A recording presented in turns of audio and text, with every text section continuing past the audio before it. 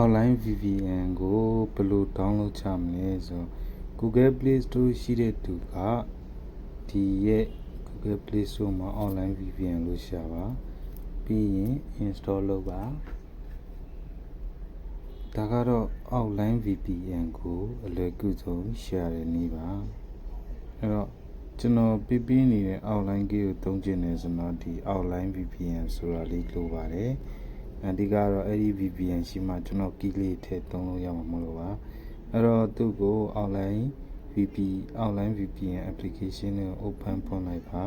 ဒီရဲ့ညာဘက်ဘေးမှာရှိနေတဲ့ plus လေးကိုနေရ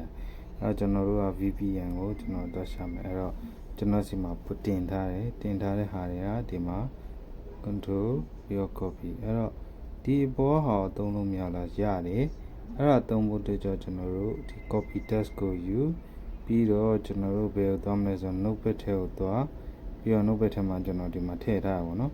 မထည့်ရသေးတဲ့ဆိုတော့ notepad ထဲကိုထည့်ပေါ့ထည့်ပြီးတဲ့အခါကျတော့ကိုအသုံးပြုမဲ့ USA ပဲဖြစ်ဖြစ် Singapore ပဲဖြစ်ဖြစ်ကြိုက်တဲ့ key တစ်ခုကိုယူပါ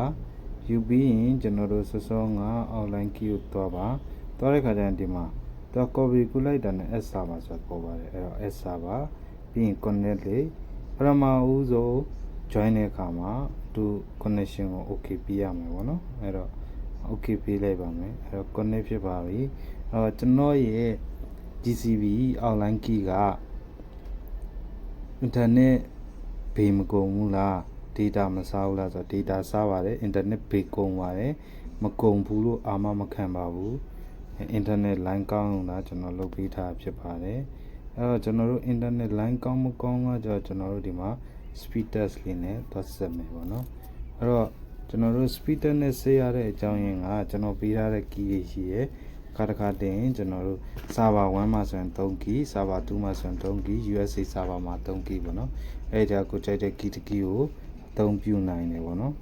အဲ့မှာကျွန်တော်တို့ဒီမှာ speed test ကိုနှိပ်မယ်အဲ့တော့ဒီမှာဆိုရင်ကျွန်တော်တို့ကြည့်199ဖြစ်နေပင်ရများနေပြီပေါ့နော်များနေပြီဆိုရင်ကျွန်တော်တို့ဒီမှာပင်ဆိုရင်199ဖြစ်နေအဲ့ဒီလိုမျိုးဆိုရင်ကျွန်တော်တို့စာကီကိုပြောင်းသုံးပြီးတော့ကျွန်တော်တို့ထပ်သုံးပါပေါ့နော်အဲ့ဒါဆိုရင်အဆင်ပြေပါလိမ့်မယ်ပေါ့နော်ဒါကတော့ outline key ကိုကျွန်တော်တို့ VPN နေရှာနောက်တစ်နည်းကတော့ကျွန်တော်တို့ Google Play Store မြင်ရတဲ့သူတွေအတွက်ကတော့ကျွန်တော်တို့ Chrome browser ကိုသွားပြီးပြီဆိုရင်ကျွန်တော်တို့ဒီမှာ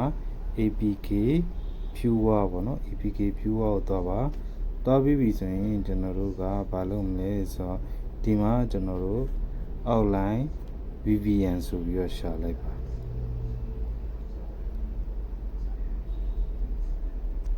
နော်